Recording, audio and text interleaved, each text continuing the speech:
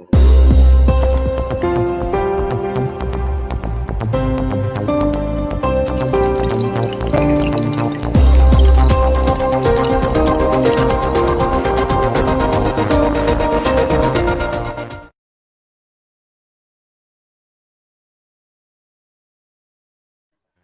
भीम, जय भारत, जय संविधान साथियों। और आज के इस ऑनलाइन पर चर्चा कार्यक्रम में आज का विषय है एससी, एसटी, ओबीसी का उत्पीड़न, शोषण और अत्याचार, कारण और निवारण। और इस विषय पर चर्चा करने के लिए हमारे बीच में उपस्थित आदरणीय एडवोकेट राजेंद्र साव, जो सुप्रीम कोर्ट में सीनियर एडवोकेट हैं, और साथ ही हमारे बीच में जुड़ने वाली हैं सावित्रीबाई फुले, जो बहराइच से पूर्व सांसद हैं, और साथ ही जो है वो किसी सामाजिक कार्यकर्त्री भी है और समाज की आवाज़ को उठाती भी है, वो जुड़ने वाली है। और आज का जो विषय बहुत ही महत्वपूर्ण है, क्योंकि देखा जा रहा है कि एससी, एसटी, ओबीसी के जो शोषण के बिंदु हैं, उत्पीड़न के बिंदु हैं, उनके ऊपर अत्याचार जो हो रहा है, उनके क्या कारण हैं, उनका क्या निवारण है, किस प्रकार उन कारणों पर चेक लगाया जा सकता है, उनका निवारण कैसे किया जा सकता है, इस विषय पर गहराई से चर्चा करने के लिए हमारे बीच में उपस्थित है आदरणीय राजेंद्र साव सर। मैं उनसे अनुरोध करता हूं कि जो है एससी, एसटी, ओबीसी का जो शोषण है, उत्पीड़न है, अत्याचार है, वो किस प्रकार से होता है सब लोग जानते हैं, लेकिन आप उसकी सूक्ष्म गहराई से जो है चर्चा करते। कई बार इस विषय को हमने लिया है और हमारे दर्शकों की जो है ये डिमांड पर ये विषय रखा गया है, क्योंकि हमारे दर्शक भाई हमेशा हमें फीडबैक देते हैं। वो कहते हैं कि आज शोषण, अत्याचार और उत्पीड़न इतना हो रहा है, उसके निवारण का कोई उपाय बताया जाए। कुछ कानूनी लोग हमें क्या सलाह दे सकते हैं, तो उसी कानूनी सलाह सहित जो है क्या क्या निराकरण किया जा सकता है उसका, तो वो विषय आज रखा गया। मैं सर से जानना चाहता हूं कि इसका क्या निवारण है, क्या कारण है, जो एससी, एसटी, ओबीसी के ऊपर अत्याचार होता है, उत्पीड़न होता है, शोषण होता है, उस पर आप जो है खुल करके विस्तार से हमारे दर्शकों को आप बताएं सर। जी सर। थैंक यू प्रोफेसर साहब आज की मीटिंग के लिए। और आज जो आपने मुद्दा उठाया है एससी, एसटी, ओबीसी के उत्पीड़न या उनके पिछड़ेपन के क्या कारण हैं, उसकी क्या समस्या है और फिर उसका क्या समाधान है, ऐसी चर्चा हम लोग कई बार कर चुके हैं कई मुद्दों पर, और कई वीडियो भी इस पर हम लोग ला चुके हैं। आज फिर से हम उसको एक अच्छी गहराई से, एक डिटेल में और एक बड़ा सिस्टमेटिक वे में इसको समझने की कोशिश करते हैं। तो सबसे पहले नंबर, एससी, एसटी तो फिर भी अपने आप को पहचान लिया कि हम क्या हैं, हम कौन हैं, लेकिन ओबीसी अपने आप को अभी तक पहचान नहीं पाया है। उन्हें यही नहीं पता है कि ओबीसी है क्या चीज।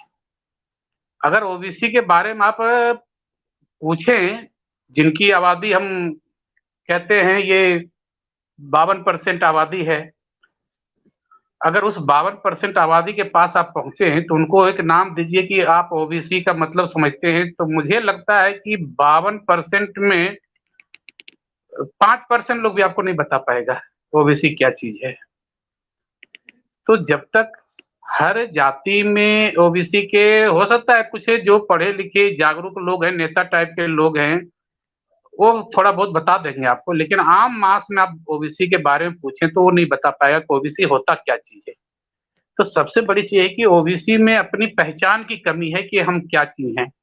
आप एक एससी, एसटी के किसी भी घर में चले जाएं तो उन्हें पता है कि मैं एससी हूं, मैं एसटी हूं, क्योंकि उनको ये 1935 से ये पहचान मिली हुई है, तो वो अब तक अपने आप को पहचान चुके हैं। लेकिन ओबीसी को जो ये पहचान 1992 से हुआ है लागू, तब से अभी तक इनकी पूरी पहचान नहीं हो पाई है। और दूसरी बात है कि हमारे लोग भी जो इसको जानते हैं वो अपने समाज में जाकर इस बात को बता नहीं पाते हैं या बताने की कोशिश भी नहीं करते हैं। तो सबसे पहले ओबीसी को जानना पड़ेगा। ओबीसी को जब भी बात करें तो वो अपनी जाति गिनाना शुरू कर देगा, कहेगा मैं तो इस जाति को, ओबीसी कहाँ से आ गया। तो आज भी ओबीसी जो है जाति में बटा हुआ है, वो अभी जमात में नहीं बन पाया है ओबीसी का। यही वजह है कि ओबीसी का जो है समस्या बड़ी संख्या है, तो सीधी सी बात है उसकी समस्या भी बड़ी है। और बड़ी समस्या है तो उसका सुलझाने में जितनी होनी चाहिए थी पहल और तेजी, वो नहीं हुई है, ना हो पा रहा है। तो ये क्या है? सबसे पहले ओबीसी को जब भी आप बात करेंगे तो अपनी जाति को समझता है कि मेरी जाति है ये, और अपनी जाति का ही वो कुनवा लेकर के आगे बढ़ता है, उसकी ही मीटिंग करेगा। और उसमें आप देखेंगे हर जातियों की जब मीटिंग होती है तो उनके कुर्सी भर जाते हैं और उनके लोग खड़े भी होते हैं भाषण में और भीड़ में उनके। लेकिन जैसे ही आप ओबीसी की मीटिंग की बात करेंगे तो आप कुर्सी जो लगाएंगे वो भी भर नहीं पाएगा आपका। तो सबसे बड़ी समस्या इसका यही है ओबीसी के साथ कि ये अभी एकजुट नहीं हो पाए हैं, जो ये जाति से जमात की ओर भी बढ़ नहीं पाए हैं। तो इनको जरूरत है जमात की तरफ बढ़ने की। दूसरी बात आप जो बताए इनकी समस्या, तो यही इनकी समस्या भी यही है कि जो आदमी अपने आप को नहीं पहचानेगा तो वही सबसे बड़ी समस्या भी उसकी है। अब एक बात कबीर जी की अगर एक लाइन बताऊं कि उनका बहुत अच्छा एक लाइन जो है कि ये पंछी समुद्र में एक जहाज है और उस पर जो पंछी है वो बार बार उड़कर उसी पर आता है। और दूसरी बात कहते हैं वो कि पानी बीच मीन प्यासी, ये पानी बीच मीन प्यासी की बात जो उन्होंने कही थी ये ओबीसी वर्ग के लिए ही कही थी कबीरदास ने। लोग इसको समझ नहीं पा रहे हैं। पानी के बीच में मछली प्यासी है, ये ओबीसी के बारे में, अपने बहुजन वर्ग के बारे में कबीरदास ने बोली है बात ये कि आप इतने बड़े समुद्र हो, सागर हो और आप प्यासे हो। तो मछली अगर सागर में हो और प्यासी हो, इसका इससे बड़ा अचंभा बात क्या हो सकता है? ये बिल्कुल सटीक उन्हीं के ऊपर लागू होता है और कबीरदास जी ने इन्हीं को इंगित करके ये बात कही है। और कहते हैं कि जैसे पहाड़ जैसे जहाज पे पंछी उड़ी उड़ी फिर जहाज पर आवे, तो समुद्र के बीच में जो जहाज चलता है उस पर जो पक्षी होता है वो फिर वापस लौट के वहीं आता है। यही हाल ओबीसी का है, ये घूम फिर करके फिर वहीं पहुंच जाता है, अपनी जमात में नहीं आ पाता, ये सिर्फ जात की ओर पहुंच जाता है। तो जब तक ये इनका बार बार अपनी जाति की तरफ लौटने वाली जो बात है और अपनी शक्ति को नहीं पहचान पाना, अगर पानी में रहते हुए भी हम प्यासे हैं तो इसका मतलब है कि हम, इससे बड़ी अचंभा बात नहीं हो सकती, इससे बड़ा बेवकूफी हमारे लिए हो नहीं सकती है। तो सबसे बड़ी समस्या यही है ओबीसी की, वो अपने आप को पहचान नहीं पाए हैं। तो जब तक वो अपने को पहचानेंगे नहीं ओबीसी के बारे में क्या चीज है। दूसरी बात है कि ओबीसी में आज देखते हैं हमारी एक दूसरे के प्रति ही जो है लोगों में उठापटक चल रहा है। ओबीसी में एक वर्ग खड़ा हो गया है एमबीसी। कई राज्यों में ओबीसी के कई गुट हैं, मतलब भाग हैं उनके के अंदर एक बात चल रही कि ओबीसी का जो है उपवर्गीकरण किया जाएगा, सब क्लासिफिकेशन किया जाएगा। अब इस बात को लेकर के कई मीटिंगें ऐसी हो रही है जो इस के खिलाफ हो रही है और कुछ मीटिंगें ऐसी हो रही है जो इस उपवर्गीकरण के पक्ष में हो रही है। मुझे कई बार मौका लगा है इन मीटिंगों में जाने में, खास करके एमबीसी के कई जातियों की मीटिंग हुई और यहाँ गांधी पीस फाउंडेशन में, कभी कॉन्स्टिट्यूशनल क्लब में, कभी मालवणकर हॉल में वो एमबीसी जाति के लोगों ने मीटिंग बुलाई थी और उनका कहना था कि जो बाइफर्केशन हो रहा है ओबीसी का वो बहुत अच्छा हो रहा है क्योंकि हमें ओबीसी में हक नहीं मिला मुझे।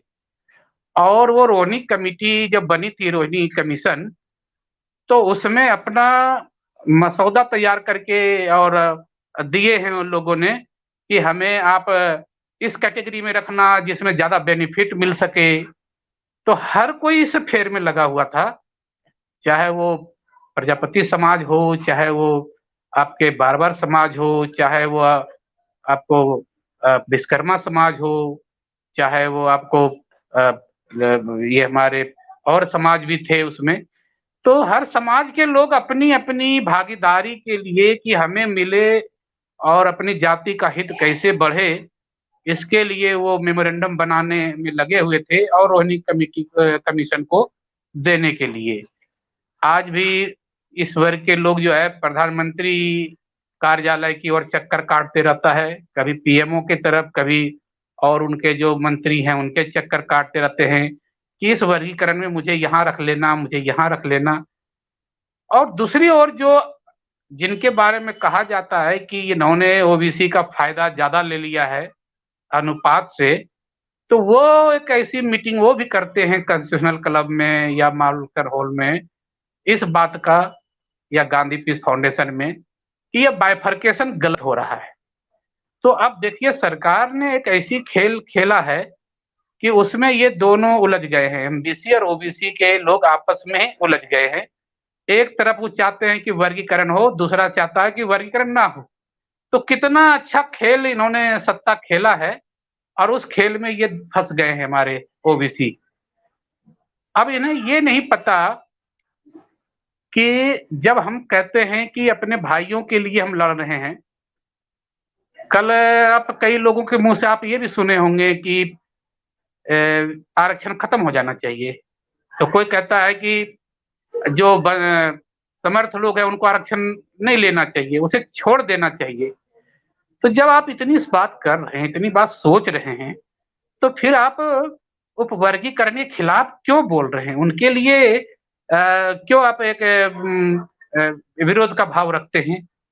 तो आप सीधा सीधी कहिए भाई इनका वर्गीकरण हम भी सपोर्ट करते हैं जितना जल्दी हो सके, और जिसको नहीं मिला है उसको प्रायोरिटी मिले, उसको ज्यादा मिले, पहले मिले, तो इसका समर्थन हमें करना चाहिए। तो अब जैसे ये ओबीसी में एक क्रीमी लेयर बनाया गया था, लागू किया जाओ मंडल कमीशन को, तो उस समय एक क्रीमी लेयर का कॉन्सेप्ट आया, क्योंकि जो इसमें सक्षम लोग हैं उनको इससे बाहर किया जाएगा। लेकिन हुआ क्या, असल मकसद ये था कि जो इसमें फाइटर क्लास थे, जो संघर्ष करने वाले लोग थे, जो समर्थ लोग, जो सामर्थ्यवान थे, जो पैसे वाले लोग थे, उनको इस तरह से वो अलग कर दिया कि ताकि वो ओबीसी की लड़ाई लड़ ना सके, और जो नॉन क्रीमी लेयर हैं उनको किसी तरह से अब कोटा पूरा नहीं करना है, उनको भागीदारी नहीं देनी है, क्योंकि वो लड़ नहीं पाएंगे, आर्थिक सक्षम नहीं है, सबल नहीं है, तो वो तो लड़ पाएंगे नहीं। तो वो ऐसा, मतलब उनका जो मंशा था वो कुछ और था।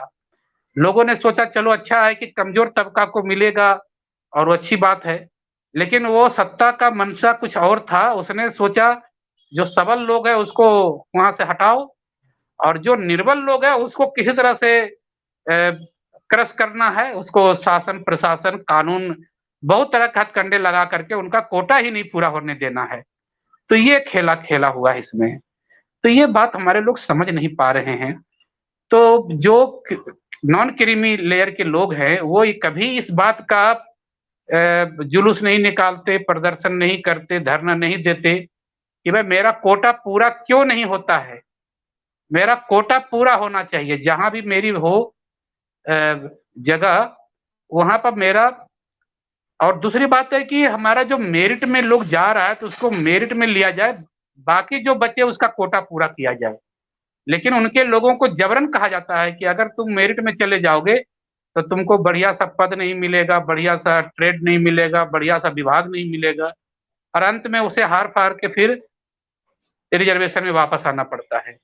दूसरी तरफ जो क्रीमी लेयर के लोग हैं वो बिल्कुल उसी तरह की बात करते हैं जो बात कर रहे थे हमारे जाट समुदाय, जो कर रहे थे पटेल समुदाय, जो कर रहे थे मराठा समुदाय। ये तीनों भी चाहते थे कि हमें ओबीसी में लिया जाए, इसके अंदर मुझे घुसाया जाए। और क्रीमी लेयर कहते हैं कि क्रीमी लेयर हटाओ और हमें इसमें अंदर लाओ। तो इन लोगों की एक ही लड़ाई रह गई कि 27% में हम अंदर आना है, ये नहीं कि हमारा जो 50% हिस्सा ओपन है उसमें मेरी भागीदारी क्यों नहीं मिली, उसमें मेरा हिस्सा क्या है। वो 50% जो ओपन कोट है उसमें ओपन में कौन ले रहा है, उसको कौन खा रहा है उसको, इसके बारे में कोई नहीं सोचा, ना मराठा सोच रहा है, ना पटेल सोचा है, ना उसने जाट सोचा है, ना तो क्रीमी लेयर का ओबीसी सोचा है। अगर ये चारों इकट्ठा होकर के लड़ाई लड़े होते कि देश में तो सबसे बड़ी समस्या जो है जाति है, और जातिवाद का इतना भयंकर रूप है हमारे देश में कि जितना पढ़ा लिखा यहाँ पर लोग है उतना बड़ा जातिवाद है यहाँ पर। आप जितना हाई लेवल के प्रशासन में जाएंगे उतना बड़ा जातिवाद आपको मिलेगा यहाँ पर। तो सबसे बड़ी समस्या हमारे यहाँ जातिवाद है, और ये कूट कूट के भरा है उन लोगों में जो जितने बड़े बड़े हाई लेवल के पावर, शासन प्रशासन अथॉरिटी में है, उनमें ये चीजें और मतलब कि मजबूती से है, वो बहुत हाई लेवल पर है ये। तो जातिवाद के कारण लोगों को भागीदारी नहीं मिल रही है। कोई अगर जातिवाद के कारण भागीदारी ले लेता है, अब किसी को नहीं मिलती है। ये है लड़ाई देश में। तो इसको खत्म करने का एक ही उपाय था, जो कहा गया कि सबको आनुपातिक भागीदारी होनी चाहिए। तो जब तक आनुपातिक भागीदारी नहीं मिलेगी तो ये देश का भला नहीं होने वाला है। अब बहुत लोग कहते हैं और बहुत सारे ग्रंथ बना रखा है कि वो कोई मुंह से पैदा हो रहा है, तो कोई बाजू से पैदा हुआ है, तो कोई कमर जांग से पैदा हुआ है, किसी को पैर से पैदा किया है। तो एक सिंपल सी बात आप समझिए, किसी भी इंसान का मुखौटा बहुत अच्छा हो, शरीर बहुत अच्छा हो, हाथ बहुत मजबूत हो, पैर भी उसका ठीक हो, लेकिन अगर उसके पैर में आप एक कील चुभो देंगे तो क्या वो आदमी अच्छा महसूस करेगा?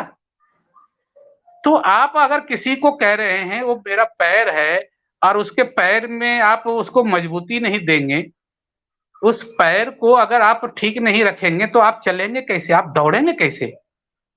तो वो भी तो अंग है आपका। तो आपको अगर किसी वर्ग को आप मजबूत नहीं करेंगे, अब 85% संख्या को आप यूं ही रखेंगे तो फिर भागेंगे कैसे, दौड़ेंगे कैसे? 85% तो अविकसित अगर हुआ, निरक्षर होगा, उसको भागीदारी नहीं मिलेंगी, तो क्या 15% साक्षरता इस देश में रहेगी? ये पसंद करेंगे? आप तो चाहते हैं कि 100% साक्षरता हो, लेकिन उसको आप स्कूल में एडमिशन नहीं देंगे, उसको पढ़ने का मौका नहीं देंगे, फिर उसको नौकरियों में भागीदारी नहीं देंगे। तो सबल आर्थिक विकास की बात करते हैं, तो आर्थिक विकास 15% विकास से क्या देश विकास कर जाएगा? तो जब तक 100% भागीदारी नहीं होगी, 100% विकास नहीं होगा, तो देश का पूर्ण संपूर्ण विकास नहीं हो सकता है। तो यही सारे मुद्दे हैं जो सबसे बड़ी समस्या है, और इस चीज को ओबीसी वर्ग समझ नहीं पा रहा है। तो ओबीसी वर्ग को समझना पड़ेगा कि मैं हूं क्या, मेरी परिभाषा क्या है, और मेरा हक क्या है, और वो हक लेने का हमारा तरीका क्या है, और उसके लिए जो हमारा संविधान है, जो सबसे बड़ा मार्ग है, जो सबसे बड़ा ग्रंथ है इस देश का, जब तक उसको समझेगा लोग नहीं, उसको पढ़ेगा लोग, उसको जानेगा लोग नहीं, तब तक ओबीसी एससी एसटी अपनी समस्याओं को समझ नहीं पाएगा। और समझ नहीं पाएगा, जब समस्या को आपको पता ही नहीं, कारण पता ही नहीं है, तो सीधी सी बात है आपको निदान भी नहीं आएगा। जी सर, एक सवाल पूछा है, जैसे इसके लिए ओबीसी स्वयं जिम्मेदार है या कोई और दूसरा जिम्मेदार है इसका? एक सवाल हमारे साथी पूछ रहे हैं, ओबीसी बिल्कुल, स्वयं इसका जिम्मेदार है? हाँ, अच्छा सवाल है इनका। तो देखिए, एक बात बताइए कि आप कोई चीज उससे मांगने जा रहे हैं जो आपसे वो छीन लिया है। क्या कोई व्यक्ति जो चीज आपसे छीन लिया है उसका यही मंशा था कि ये मांगेगा तो वापस दे देंगे? आप ये बात सीधी सी जानिए। तो जिसने वो छीना है वो आपको वापस करने के लिए नहीं छीना है, तो आप क्या करेंगे? अपनी चीजों को लेने के लिए तो फिर आपको भी तो अपना ताकत लगाना पड़ेगा, और उसी ताकत का एहसास आपको जो है संविधान कराता है। संविधान निर्माताओं ने यही दिया है कि जो भी ओबीसी एससी एसटी वंचित समाज लोग हैं, उनमें एक ताकत दिया है, सत्ता का ताकत, वोट का ताकत, कि अगर आपको कोई नहीं देता है तो आप इकट्ठा होइए, एकजुट होइए। अब हम 85% बोलते हैं, अब 31% में सरकार बन रही है, तो 85% लोग में अगर आप 45%, आधी भी 37-38% भी इकट्ठा हो जाइए, तो 31% वाले सरकार आपसे नीचे बाहर निकल जाएगी। तो आपको सबसे पहले नंबर, ये इसमें कोई दो राय नहीं है, जब संविधान आपको शासक बनने का हक दिया है, शासक बनने का रास्ता दिया है, और आप अभी भी शोषित और शासित बन रहे हैं, तो गलती तो आपकी है। या तो आपकी जानकारी ना हो, वो हो सकता है वजह, या अगर जान के भी अगर नहीं कुछ कर रहे हैं तो ये आपकी लापरवाही है, और अगर ऐसी रहेगी तो फिर आपके साथ यही हो सकता है, यही होना भी चाहिए। अगर आप अपने रास्ते को सही रास्ते पर नहीं चलेंगे तो आपको ठोकर तो लगेगी ही। तो आपको सही रास्ते का पता होना चाहिए, और पता है तो फिर चलिए। पता होने के बाद भी अगर सही रास्ता आप नहीं चल रहे हैं, इसका मतलब आप जानबूझ के ठोकर खाने पर तुले हुए हैं, तो बिल्कुल आपके साथ वैसा होगा और होना भी चाहिए। तो कहीं न कहीं ये बात सच है कि हम ओबीसी लोग खुद अपने आप जिम्मेवार हैं इस बात के लिए। जी, एक जो है हमारे साथी यहाँ पर हमको देख रहे हैं, उनका ये कहना है कि इस देश का जो सबसे बड़ा लोकतंत्र है और उसके आज राष्ट्रपति जो है दलित है और प्रधानमंत्री ओबीसी है, तो आज भी आप लोग अत्याचार की बात करते हैं। ये कौन सा अत्याचार, कौन सा उत्पीड़न और कौन सा जो है शोषण की बात करते हो? इस देश की सबसे बड़े संसद पर आपके ओबीसी के प्रधानमंत्री बैठे हैं और देश का प्रथम नागरिक जो है शेड्यूल कास्ट का जो है रामनाथ कोविंद जी हैं। तो उसके बावजूद भी आप ये आपका टॉपिक जो है ना आज के हिसाब से सार्थक नहीं है। मैं आपसे निवेदन करना चाहता हूँ इन भाई की जिज्ञासा को भी आप शांत करने में सक्षम। बिल्कुल। ओबीसी प्रधानमंत्री है तो उसके ऑफिस में कितने ओबीसी सेक्रेटरी हैं, या उनके मंत्रिमंडल में कितने ओबीसी हैं? तो ओबीसी क्या एक मुखौटा के रूप में है प्रधानमंत्री, या वो वाकई ओबीसी हैं? सीधी बात ये है। दूसरी बात ये है कि आज ओबीसी में कई लोग जो है उसको अपना पद और लोभ लालच की वजह से वो समाज का हित कर रहा है। तो आज प्रधानमंत्री कहीं न कहीं इस कैटेगरी में आता है कि अगर उसे प्रधानमंत्री का ही पद लोभ है तो ओबीसी के लिए वो नकारा साबित हो रहे हैं। आज जो लेटरल एंट्री लिए हैं वो, और अभी 20 और लिए हैं, और 34 का भी 30 का निकाले हैं, और 400 लेने वाले हैं। उसमें ओबीसी कितने लिए हैं वो? अगर 52% संख्या है तो 52% ओबीसी को क्यों नहीं लिया उन्होंने? अगर वो ओबीसी का प्रधानमंत्री होता तो जरूर लेते ये, तो क्यों नहीं लिए? एससी समाज के प्रेसिडेंट हैं, वो शरीर से एससी हैं, लेकिन वो उनकी मानसिकता एससी का नहीं है। वो मानसिकता अपने आप को एक जो देश की सबसे बड़ी समस्या मनुवाद, मनुवाद की जो है वो बीमारी से ग्रसित हैं। हमारे प्रधानमंत्री भी और हमारे राष्ट्रपति दोनों जो है मनुवाद की मानसिकता से ग्रसित हैं। कितने लेटरल एंट्री में उस एससी प्रेसिडेंट ने कितने एससी को लिया? उसमें ओबीसी प्राइम मिनिस्टर ने कितने ओबीसी को लेटरल एंट्री में लिया? उन्होंने उनके दफ्तर जो है, राष्ट्रपति भवन है, प्रधानमंत्री कार्यालय है, अन्य कार्यालय मंत्रियों का है, उसमें आपको आंकड़ा मैं दे दूंगा, ओबीसी 0 है हर जगह। तो इससे साफ जाहिर होता है कि ओबीसी जो है प्रधानमंत्री अपने सिर्फ पद के लालच में वो पड़ा हुआ है, उसको समाज से कोई लेना देना नहीं है। जैसे विभीषण की बात अगर करूं तो वो सीता हरण पर राम को बहुत बड़ा धर्म का ज्ञान दिया कि तुम अच्छा काम नहीं किए और किसी नारी को अपहरण करके लाए, ये गलत है। लेकिन जब उसकी बहन की नाक कान काट लिया था उसी व्यक्ति ने जिसकी पत्नी का हरण हुआ था, और वो अपने भाई को साथ उसका नाक कान कटवा दिया, तो वहां पर विभीषण का धर्म ज्ञान नहीं जगा, जबकि उसकी खुद की बहन की नाक कान कट गया था। तो ओबीसी यही है, ओबीसी की बहन नाक कान कट रहा है तो वो कुछ नहीं भाषण देता है, लेकिन जब मनुवाद का कोई दिक्कत होने लगे तो वो फिर भाषण देने लगता है, ज्ञान देने लगता है।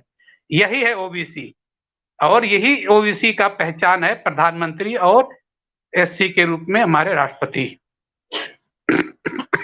तो अभी अभी एक बात, जैसे आपके इस बात से जो है आपकी बात से सहमत हुई मैं, क्योंकि ओबीसी के प्रधानमंत्री जी एक मुखौटा हैं और राष्ट्रपति जी भी एक तरह से मुखौटा है, दोनों के दोनों जो है मनोवाद की बीमारी से ग्रस्त है। मैं भी इससे सहमत हूँ, क्योंकि उनको दिखाई नहीं देता। लेटरल एंट्री की जहां तक बात आई उसमें आपने इस बात को कहा ही है। साथ ही साथ जो है एक प्रश्न इस बात का उठता है कि जो है अखिल भारतीय स्तर पर जो है एक पिछड़ा वर्ग एसोसिएशन भी चलता है और एक राष्ट्रीय स्तर पर पैरेलल एक जो है आरएसएस और बीजेपी का एक संगठन पिछड़ा वर्ग प्रकोष्ठ भी है। तो पिछड़े वर्ग प्रकोष्ठ में जो है उनके मुद्दे जो है वहां नहीं उठाए जाते, जो उनके मुद्दे उनसे जुड़े हुए लोग हैं, क्योंकि उत्पीड़न का कारण ये भी है कि उसको डाइल्यूट करने का काम करते हैं। इस पर भी आप जो है दो शब्द कहें, आखिर ऐसा क्यों हो रहा है? जी सर। अब जो राजनीतिक दलों के प्रकोष्ठ हैं, जैसे बीजेपी का, अब उधर कांग्रेस भी बनाना शुरू कर दिया है, तो ये जो प्रकोष्ठ बनाते हैं ये किस लिए? एक्चुअली ये अपने लठैत है इनका, ये इनके लठैत होते हैं। आज जो समाज में एक ओबीसी के खिलाफ दूसरा ओबीसी ही खड़ा है, वही उसके खिलाफ लड़ रहा है, तो वो कौन है? उनका लठैत है पॉलिटिकल पार्टियों का। आप कई नाम हम गिना सकते हैं। जो कल्याण सिंह कभी हुआ करते थे मुख्यमंत्री बीजेपी के, कभी बहन उमा भारती जी थी उनके ब्रिगेडियर, कई आपके विनय कटियार जी थे उनके ब्रिगेडियर। ये लोग समाज के लिए काम किए या अपने पद के लिए काम किए? ये लोग जितना अहित किया ओबीसी का, इतना अहित किसी ने नहीं किया ओबीसी का। तो ओबीसी जो उनके होते हैं वो उनके लिए लठैत होते हैं, ना कि वो ओबीसी समाज के भलाई के लिए होते हैं।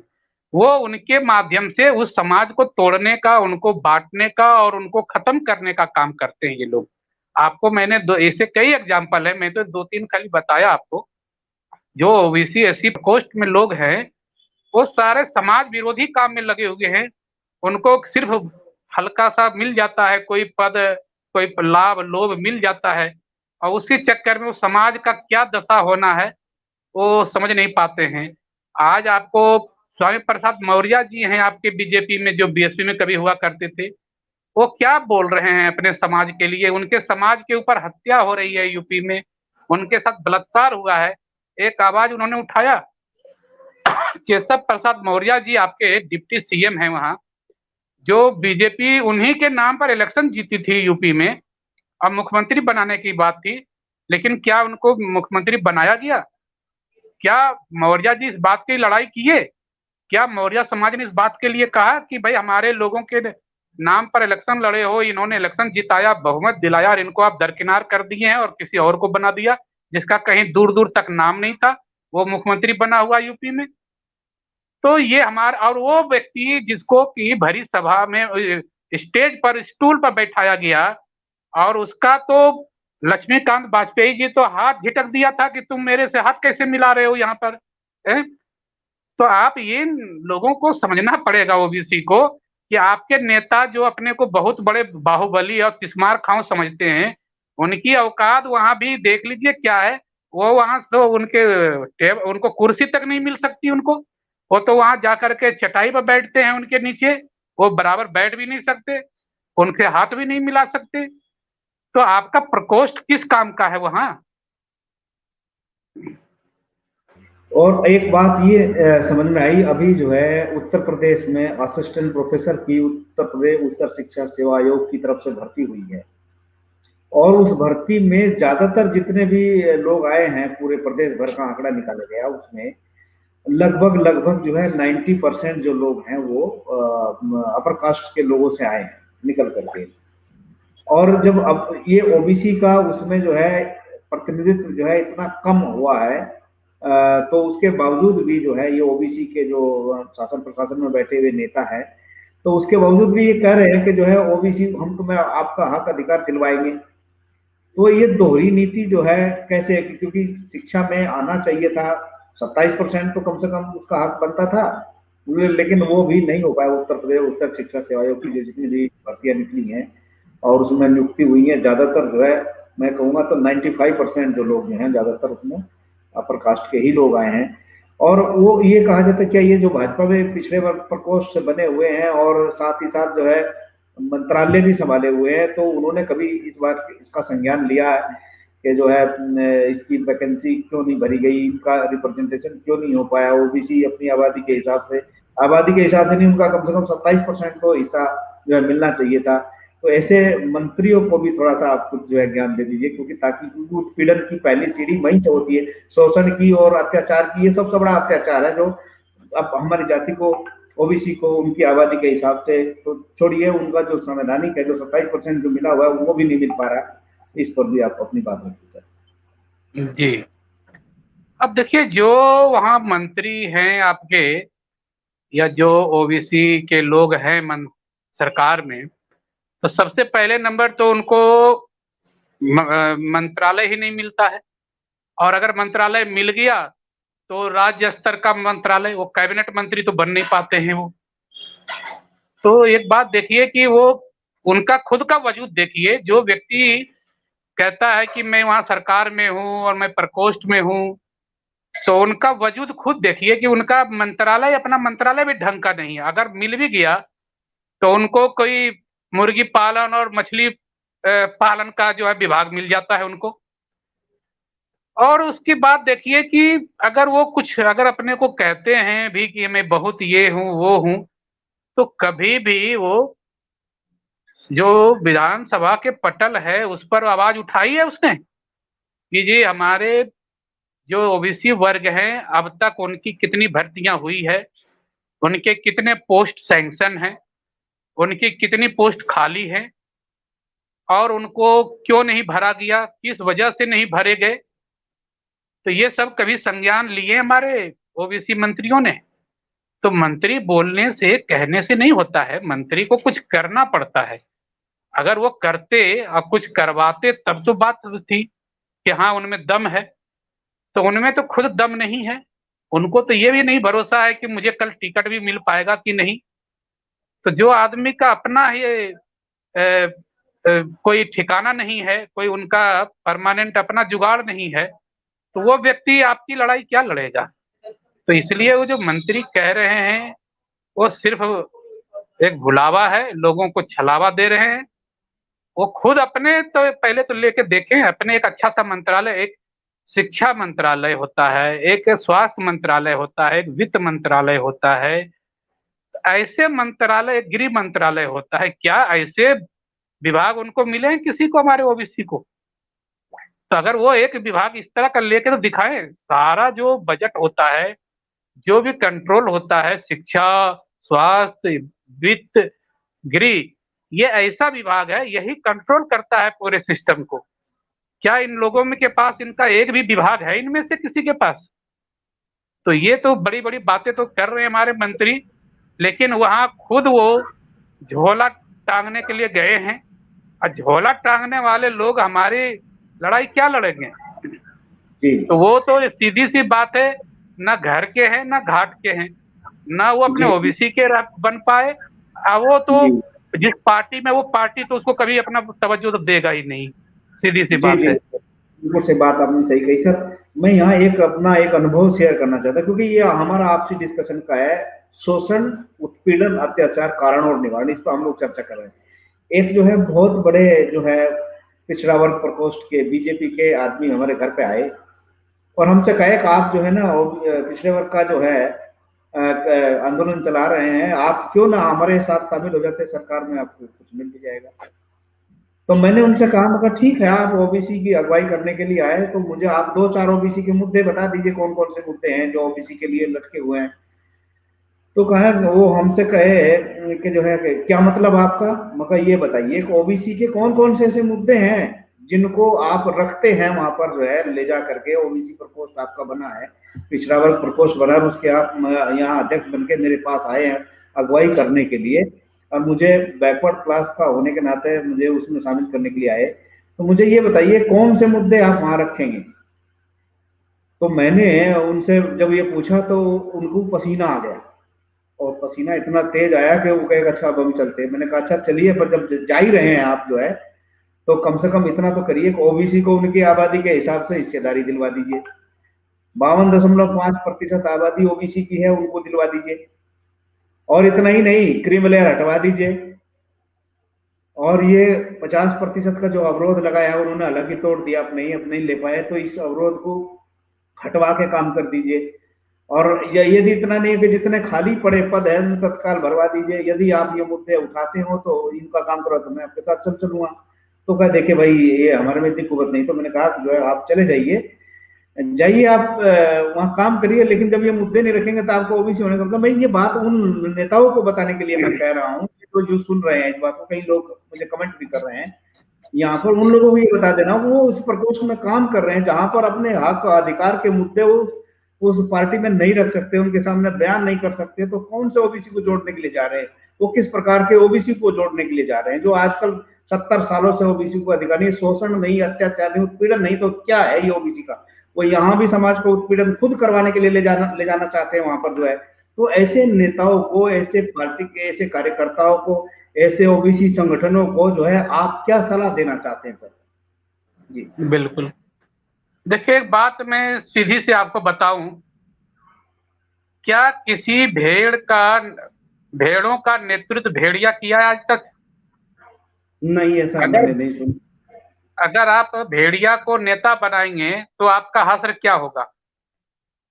तो सबसे बड़ी चीज है कि जो आपकी हकमारी करेगा, जो आपको शोषण करेगा, जो आप पर शासन करने की जिसकी प्रवृत्ति है, सदियों से है, भेड़िया का क्या नेचर है? उसका काम है भेड़ों का शिकार करना, वो उसका भोजन है, वो उसी के ऊपर जिंदा है। तो जो सवर्ण समाज है वो तो ओबीसी को ही शोषण करके ही उस पर राज करता है। वो जिस दिन वो इसका शोषण करना छोड़ देगा तो फिर वो शासन करेगा कैसे? तो ओबीसी को समझना पड़ेगा कि वो लोग जो है एक हमारी खाल पहन लेता है और हमारे अंदर घुस जाता है। और क्या होता है कि जब एक भेड़िया उधर से आवाज देता है बाहर से, तो हमारे जो अंदर हमारी खाल पहन के भेड़िया बैठा हुआ है वो इधर से जवाब देता है, तो हम लोग सोचते हैं कि अरे एक बड़ा अच्छा मिल गया मेरे अंदर, वो बड़ी अच्छी आवाज बोलता है वैसा ही जिसे बाहर वाला बोल रहा है, तो ये तो मेरा अच्छा नेता बनेगा। तो ओबीसी को ये चीज समझना पड़ेगा। आज नाम लेके बोलता हूं कि ओबीसी का नेता कन्हैया कुमार नहीं होगा, ओबीसी का नेता अब पत्रकार रवीश कुमार नहीं है। ये लोग जो आए हैं वो हमारी खाल पहन करके घुसे हुए हैं, ये असल उधर ही है, उधर का ही लोग है। इसके अंदर जो आत्मा है, शरीर है, वो उधर के लोगों का है। उसके खून में शोषण है, उसके खून में शासन है। तो वो व्यक्ति आपका नेतृत्व कभी नहीं कर सकता है। जो भाई साहब आपके पास आए थे कि पिछड़ा प्रकोष्ठ में आप चलिए, उसको बोलते कि आप ये सब काम क्यों करने आए हो? आप सिर्फ यही जाके अपने लोगों को समझाओ कि भैया इनका शोषण बंद करो, इनका शासन बंद करो, इनको अपनी हक लेने दो, इनकी हकमारी मत करो। अब एनजीओ जितना चल रहा है, जितना एनजीओ का हेड है वो सवर्ण समाज का लोग है, और वो किस पर एनजीओ चला रहे हैं? तो एससी एसटी ओबीसी के नाम पर एनजीओ चला रहे हैं। कभी सवर्णों ने सवर्णों के ऊपर एनजीओ क्यों नहीं बनाया? आखिर उसमें भी भुखमरी करता है, उसमें भी गरीबी की बात करता है। वो लोग ईडब्ल्यूएस ले लिया, तो सवर्णों में भी तो है गरीबी। तो कोई एनजीओ सवर्ण अपने नाम से क्यों नहीं चलाता है? वो ओबीसी एससी एसटी के नाम से क्यों चलाता है? क्यों? वहां आपके नाम का फंड आता है, उस फंड को लूटना है, उसे कहीं वो आपको मिल ना जाए, उसको बीच में ही खत्म कर देना है।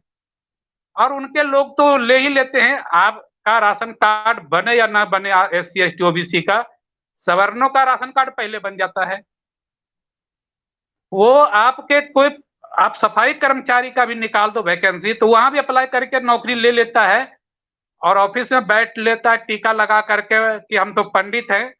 अब किसी सफाई कर्मचारी को पकड़ के कि 5,000 में तू मेरे बदले यहाँ काम कर, तो ये सारी चीज तो वही कर रहे हैं। तो सबसे पहले वो लोग जो गलत व्यवहार कर रहे हैं समाज में, जो देश के साथ गलत काम कर रहे हैं, संविधान के खिलाफ वो लोग काम कर रहे हैं, वो लोग इस चीज को सुधारें। अपने वो प्रकोष्ठ बनाने की जरूरत नहीं है। अगर जी वो जी लोग अपनी अपनी आदतों को सुधार ले, अपनी जो गलत काम कर रहे हैं, गलत रास्ते वो लोग चल रहे हैं, उसमें जी सुधार करें, वो अपने लोगों को समझाएं, अपने लोगों को ठीक कर लें, तो देश जी ठीक हो जाएगा। प्रकोष्ठ कर बनाने की जरूरत नहीं पड़ेगी इसे।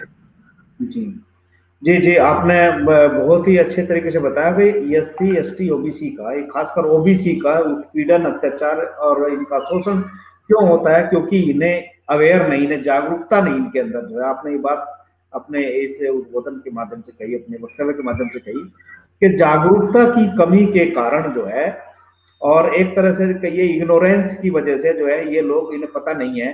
दूसरा वो जो है शोषण इनका इसलिए कर रहे हैं कि इन्हें पता नहीं है, और जो है वो उनका नेचर ही है शोषण करने का। क्योंकि आपने बताया कि जो है कि भेड़िया भेड़ की रखवाली नहीं कर सकता, भेड़िया का तो काम है खाने का, और ये लोग इस जाल में फंसते चले। ये बात मैं इससे भी सहमत हूँ। आपने ये कारण तो बताया कि किन कारणों से उत्पीड़न, शोषण और अत्याचार इनका होता है, ये स्वयं एक तरह से एक जिम्मेदार बात दिखाई देती है, ओबीसी को ज्ञान नहीं है।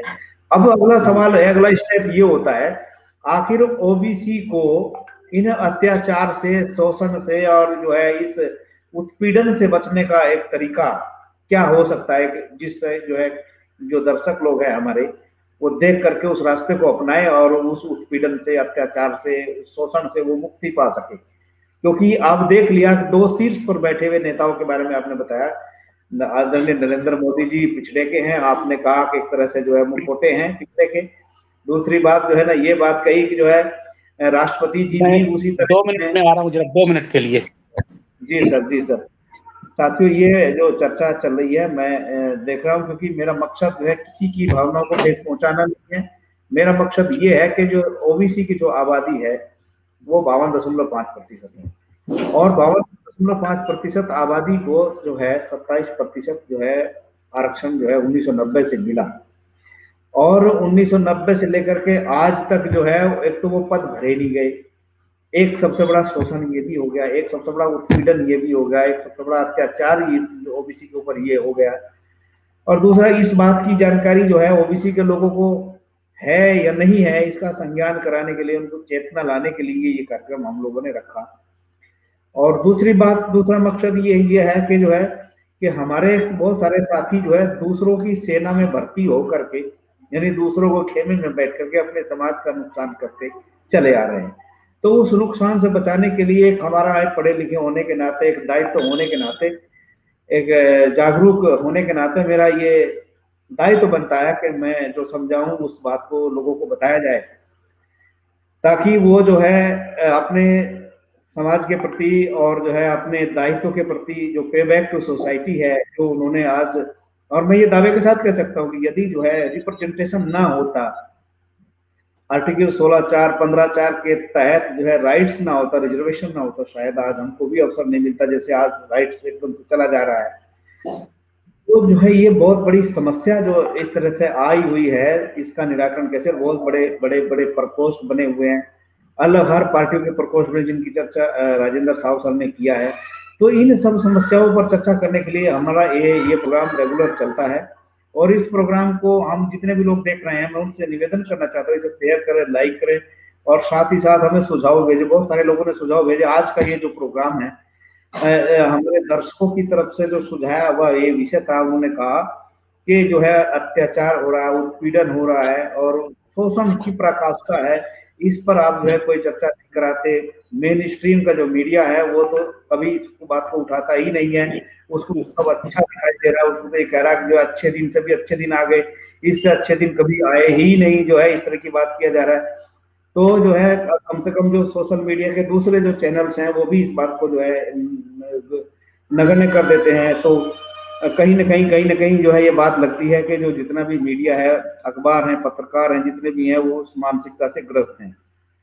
तो जो है जिससे कि इस बात का पता नहीं चल पा रहा है कि जो है आखिर इन दबे कुचले वंचित समाज की जो आवाज जो है कौन उठाएगा? आखिर किसी न किसी को तो ये आवाज उठानी चाहिए, जनता के बीच में लाना ही चाहिए।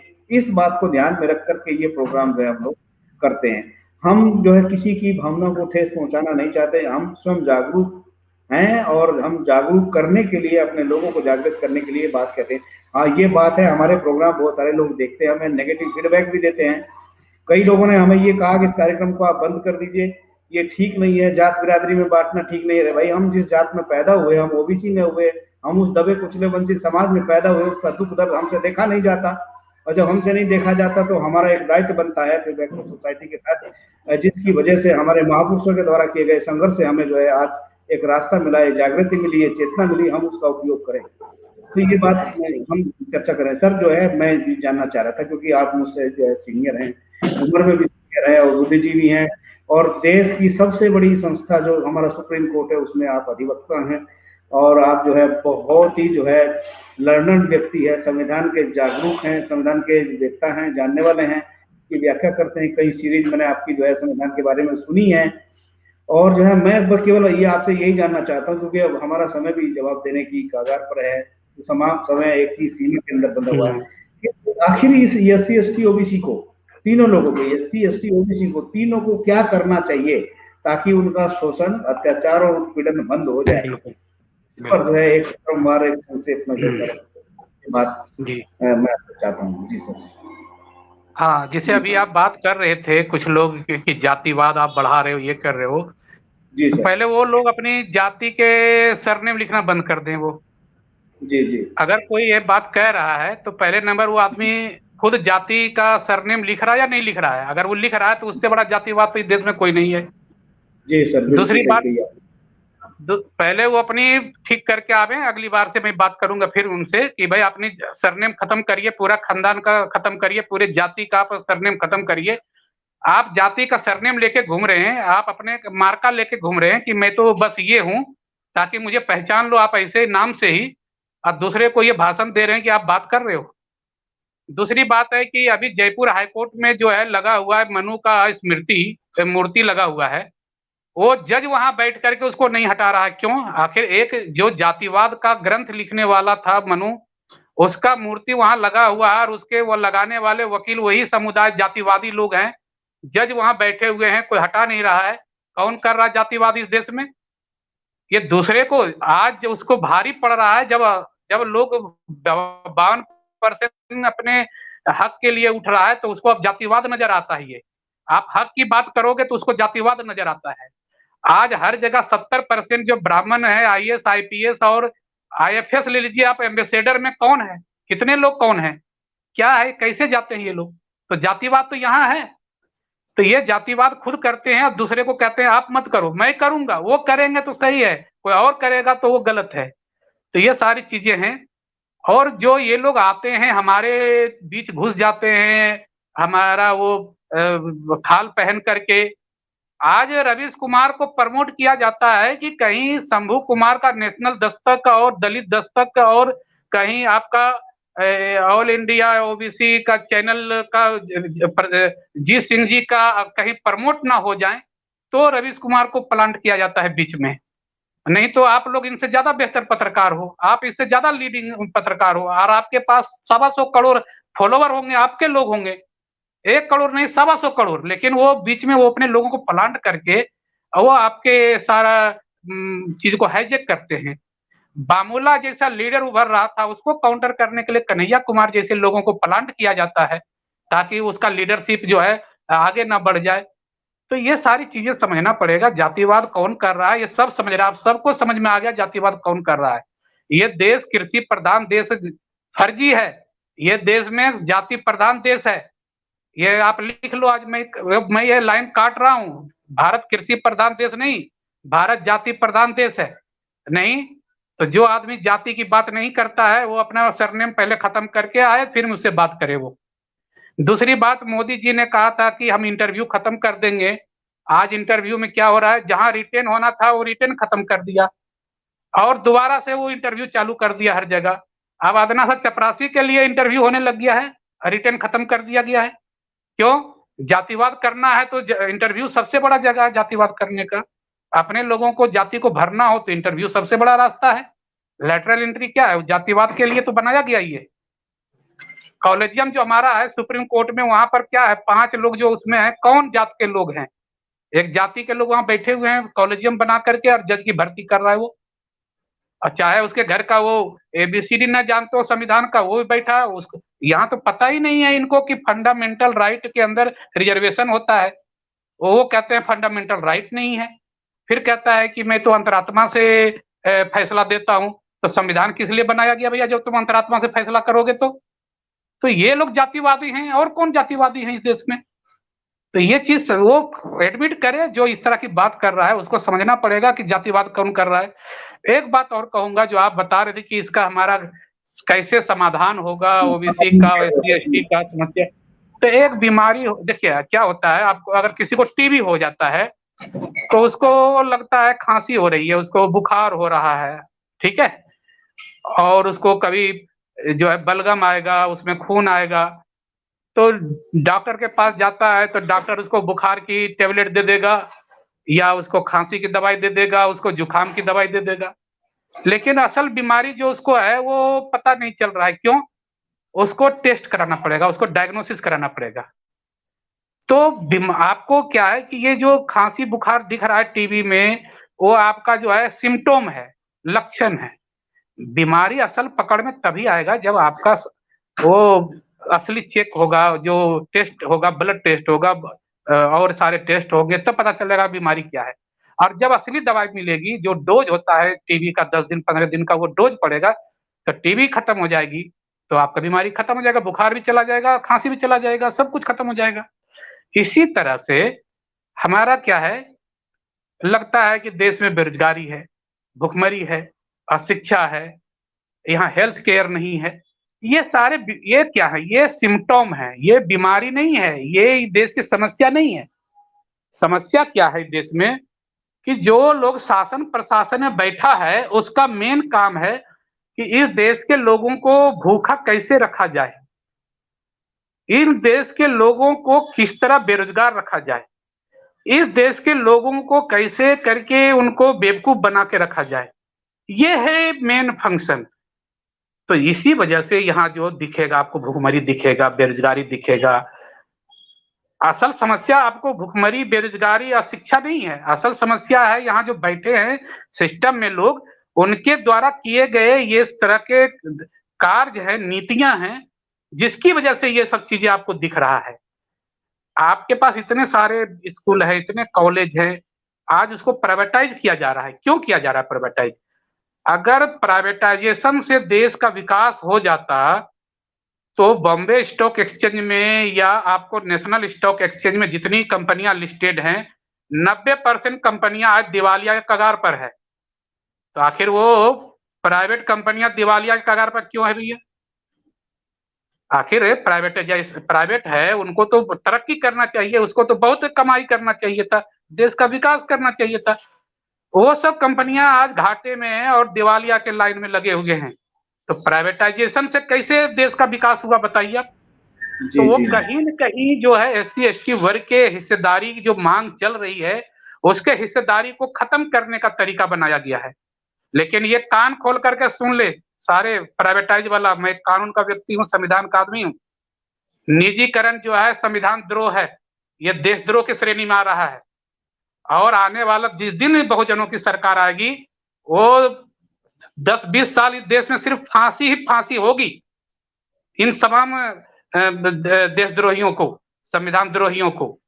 तो ये मत सोचे कि हम जो कर रहे हैं बहुत, जो खरीदा है उसको भी लात मार के भगाया जाएगा और सरकारीकरण किया जाएगा। जिस दिन सत्ता पलटी होगा, इंदिरा गांधी ने आया, एक दिन में बैंकों का राष्ट्रीयकरण कर दिया था ना, उसी दिन जिस दिन सत्ता पलटी होगी, ये सारे अदानी अंबानी के प्रॉपर्टी को उसी दिन सरकारीकरण कर दिया जाएगा और इनको एक कौड़ी नहीं मिलेगा और सारा जितना लोन ले रखा है सारी रिकवरी होगी इनको, और इनको उसके लिए सारी सजा भी होगी।